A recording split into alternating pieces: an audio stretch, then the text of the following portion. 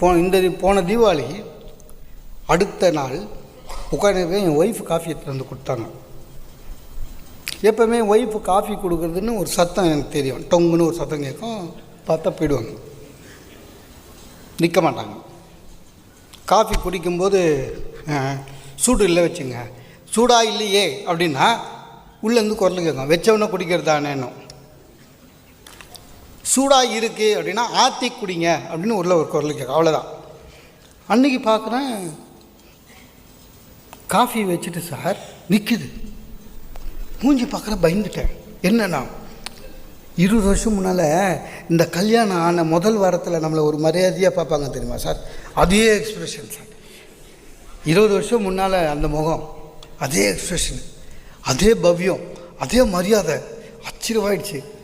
அடடா இந்த நாள் பொண்ணாள் அப்படின்னு நினச்சி, என்னம்மா அப்படின்னா, ஒன்றும் இல்லைங்க, குடிங்க காஃபி குடிங்க, சூடு சரியாக இருக்கா, இதெல்லாம் கேட்டு ரொம்ப நாள் ஆச்சு. சொல்லுவான், குடிங்க இல்லை என்ன சொல்லு. இல்லைங்க, மாதம் நீங்கள் பணம் தருவீங்கள்ல, அதில் கொஞ்சம் மிச்சம் இல்லைங்க, ஆட்டையை போட்டது. அது அவங்க லாங்குவேஜில் மிச்சம்னுவாங்க. ஏன்னா நம்மளே மாத கட்சியில் கேட்டிருப்போம், மாத கட்சி அதுக்கு காசு பண்ணோம் இல்லைன்னு. இது நம்ம பணத்தை ஆட்டையை போட்டது, அது மிச்சம்.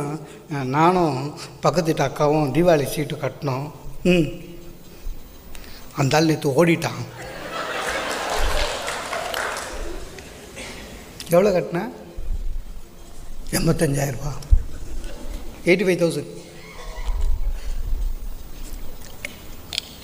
சார். 85,000 நஷ்டம் இல்லை. அவங்க கட்டினாங்க, நம்மக்கிட்ட கட்டினாங்க, நமக்கு சொன்னாங்க, சொல்ல என் பணம் போச்சு. ஆனால் நானாக தைரியம் சார், அது 85,000 போட்டோம். 85,000 சம்பாரிச்சிக்கலாம் சார். அந்த 20 வருஷத்துக்கு முன்னால் அந்த மரியாதை திருப்பி கிடைக்குமா?